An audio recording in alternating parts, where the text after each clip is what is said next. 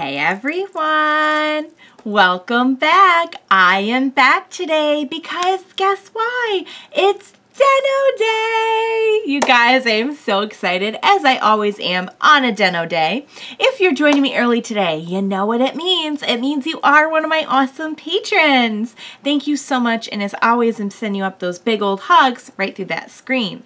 And if not, still thank you for joining me today. I'm glad you're here. I do hope you'll consider supporting me that way. The link to my Patreon is going to be in the description down below. So, we had like everything happen on Den-O last time. We finally met the individual that's been in Ryuutaros' head, which I had totally forgotten about. Yeah, I do not like him. Not one bit. So basically, like, he was trying to get Ryuutaros to kill Ryutaro, but what he really wanted was to get it from where I'm standing. It looks like he just really wanted to get anyone and anything that could possibly get in his way out of the way.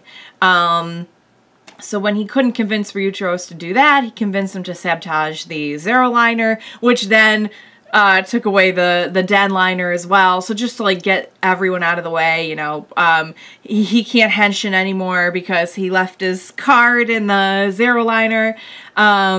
So I don't think it was specifically something about Ryutaro. I think it was more just like anyone who's fighting to stop the Imagines from destroying time. He just wants them out of the way. So begs the question, who in the heck is this?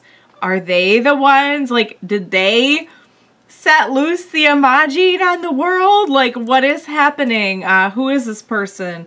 So yes, so we, on top of what we already kind of had in the previous episodes about, you know, like the whole thing about the connection sort of being a little bit weak now between the Imagine and Ryutaro and the new line and all that, we're now starting to get even more into like the nitty-gritty of the story. So I actually feel kind of bad for Ryuutaros, because as much as we've been through with him and he can kind of be a pain at times, he really does just have this very like simplistic way of looking at things, and we know that like he really didn't mean, he just doesn't like comprehend the weight of his actions, you know, like he doesn't reason like an adult, basically. Like, he really does think like a kid. And when he got jealous of Yuto, he was like, well, fine, I'll get him out of the way. And, like, just probably didn't even mean to, like, hurt him or do anything bad. Just was not really thinking rationally. We'll put it that way. So I do kind of feel bad for him, because you know, like, he didn't mean for any of that to happen. But at the same time, like, oh my god, Ryuutaros, what have you done? So I don't know where we're gonna go from here. We're making our way in the series. Like, this is episode, I think, 38.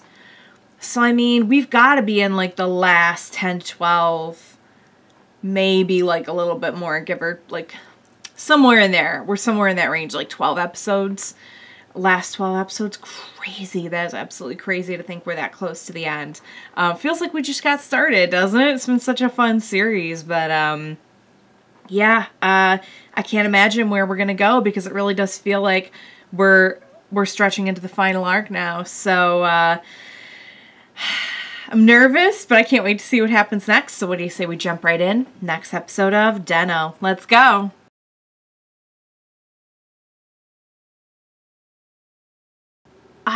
I legit, like, wanted to love on Ryuutaros in that episode. I felt so bad for him. Like, the pains of growing up and learning that, like, having to separate himself from, like, Ryutaro's life. And, you know, he's come to love Nei-san so much, his One-chan, and having to kind of face facts that, you know, there's probably not going to be a future in, like, having her as a sister. And the whole, like, just having fun aboard the KingLiner and just kind of, like, being along for the ride because it's interesting, and it's like, well, no, that's not going to go on forever either. That's tough stuff. It's like, it's Imagine stuff, but it's also kind of like kids growing up stuff. That like, you're where you are is not gonna last forever, you know? And we've been getting a lot of those themes with like Momotaros, with Ryuutaro, and it's sad. It really is. There's like a wistful innocence about it. So I'm really glad that we were able to get the Den-Liner back. It was very close, but that was pretty cool the way that they took care of it. And also the station manager is pretty cool as well. Getting to see them like go head to head on a rice eating contest was pretty fun. We really didn't get to see who got the closest though. It was kind of interrupted, so maybe we'll have to resume that at another time. But yeah, the Ryuutaros stuff was sad. But as always, we still have like the fun wackiness with them trying to fix up the Den-Liner and everything. Who gave them power tools? Why? Just why? Also, what is the deal with Kai? Because he legit, like, he obviously has a contract with that Imagine, but he like opened himself up and was able to choose the time to go to. What is significant about those times? How is he able to do that? What is he up to? Who is he really? I need to know. And it's pretty clear that we're going to be dealing with that probably for a while now, since they didn't resolve it in this episode. So I'm really curious, guys. Oh yeah, and now Airi, like, I think she kind of knows about, I think maybe she has kind of known, but just had not really admitted it to herself. But she, like, knew. She's like, you're not Ryuutaro. Wow, guys. So what is that going to mean? Like, is there going to be a confrontation about that? Is she ever gonna find out about Sakurai? Like, we still have to resolve that. Oh yeah, and we found out about the station and how it works with like being a junction, and how like apparently the new line is not solidified yet. So that's interesting as well. I wonder where we're gonna go with that.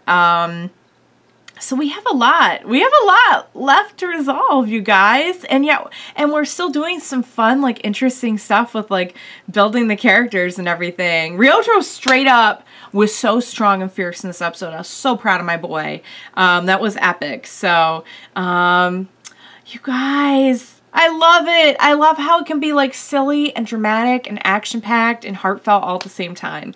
Cannot wait to see what's going to happen next. Hope you enjoyed this as much as I did. I had a blast with it. Thank you so much for joining me today, you guys. Please be sure to join me next time and we will watch it together. Bye for now, guys.